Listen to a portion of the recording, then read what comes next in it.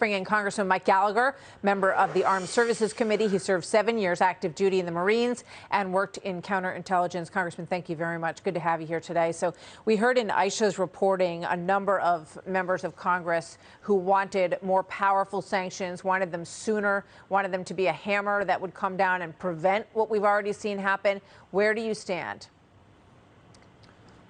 Well, the initial sanctions seem weak, tepid, and moreover, to the point, Martha, the entire intellectual foundation of the Biden administration's approach to this crisis, which was that the threat of sanctions after the fact would be sufficient to deter an invasion, has obviously failed. Sanctions alone will not be sufficient to deter Vladimir Putin.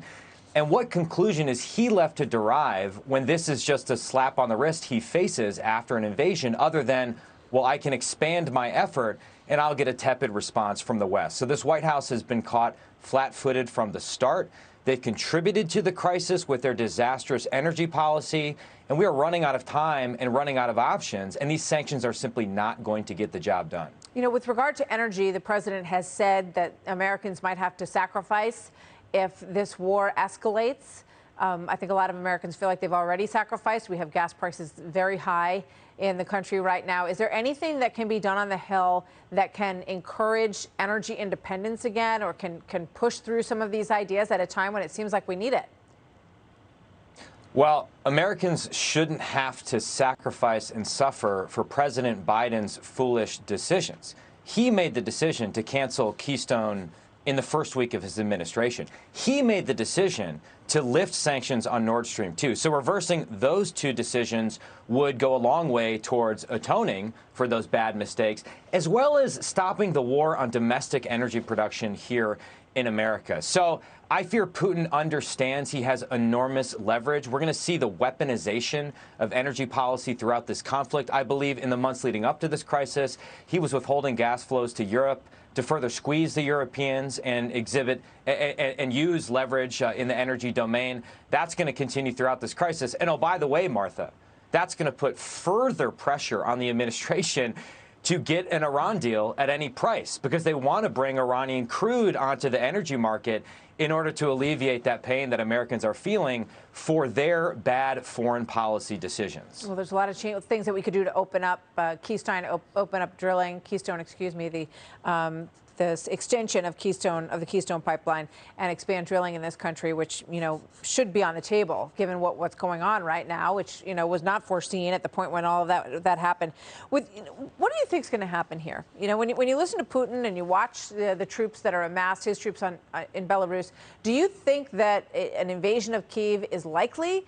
And if so, I just spoke with General Petraeus, and he said, you know, I thought opened the door to the potential that maybe American troops would be involved, because he spoke of covert or overt help. Let's play this and get your reaction.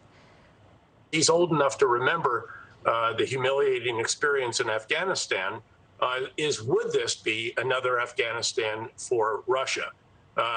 And certainly we would be supporting in various ways, either through covert action or overt or both, the Ukrainian forces, the Ukrainian leadership, and so forth. How do you interpret that by General Petraeus?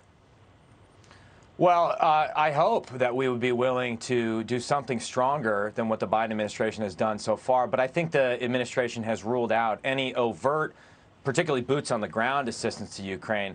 What really worries me, Martha, is if you listen to Putin's hour-long unhinged speech from yesterday, he really only mentions the Donbass in passing. He threatens all of Ukraine, as well as all former Soviet satellite countries. So I do think his designs extend beyond southeastern Ukraine. I think he is at least giving himself the option to make a move on Kyiv if he continues to face only limited punishment for what he's doing. So I think this is going to get a lot worse. I think, you know, we're going to see the biggest laboratory in the world for hybrid warfare, and all our enemies are going to be going to school on this, particularly China.